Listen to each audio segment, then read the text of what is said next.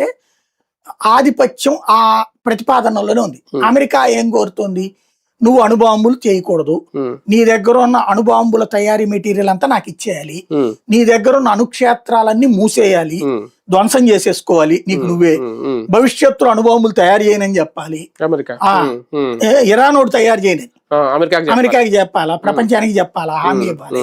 అట్లాగే వీళ్ళు మిస్సైల్స్ తయారు చేస్తారు, ఆ మిస్సైల్ సెంటర్లు మూసేయాలి, అలాగే నీ దగ్గర ఉన్న మిస్సైల్ ఓన్లీ ఆత్మరక్షణ కోసం వాడతానని చెప్పాలి, హార్ముజ్ జల సంధిని ఓపెన్ చేసేసి ఉంచుతాను, నేను అడ్డుపడనని చెప్పాలి. యురేనియం భారీ నిల్వలు కూడా ఉన్నాయి కదండి ఇరాన్ దగ్గర. అదే అంటుంది, ఇందాక చెప్పింది నేను అదే, అణ్వాయుధాలకు సంబంధించిన మెటీరియల్ అది ఇచ్చేసేయాలి నాకు, అమెరికాకి ఇచ్చేయాలి.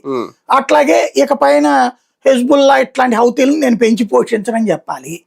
ఇజ్రాయెల్ మీద గొడవలకు వెళ్ళకూడదు, ఎవరితో గొడవలకు వెళ్ళకూడదు, గల్ఫ్ దేశాల మీద దాడి. ఇందులో హెజ్బుల్లాకి టెహ్రాన్ సపోర్ట్, టెహ్రాన్ అంటేనే ఇరాన్, హెజ్బుల్లా అనేటటువంటిదే ఇరాన్ ఇది. కాబట్టి హెజ్బుల్లా హౌతీలు ఎవరిని నేను ప్రోత్సహించనని చెప్పాలి అంటది. వాడేం అడుగుతాడు ఇరానోడు, హెజ్బుల్లాని ఇప్పుడు హమాసును తుడిచేసింది ఇజ్రాయెల్, ఇప్పుడు హౌతీలను తుడిచేసింది Israel, Islamic resistance force, Islamic jihadist force కూడా తుడిచేసింది ఇరాక్ లో. ఇప్పుడు ఓన్లీ మిగిలి ఉన్నది హెజ్బుల్లా. హెజ్బుల్లాలో కూడా 3 వంతులు తుడిచేసింది, కమాండర్లు అందరూ పోయారు. ఇప్పుడు నిన్న ఒక కమాండర్ గారిని కూడా నిర్బంధించి పట్టుకుపోయింది. ఇక మిగిలి ఉన్నోళ్ళు ఓ 50,000 మంది ఏమో ఉంటారు.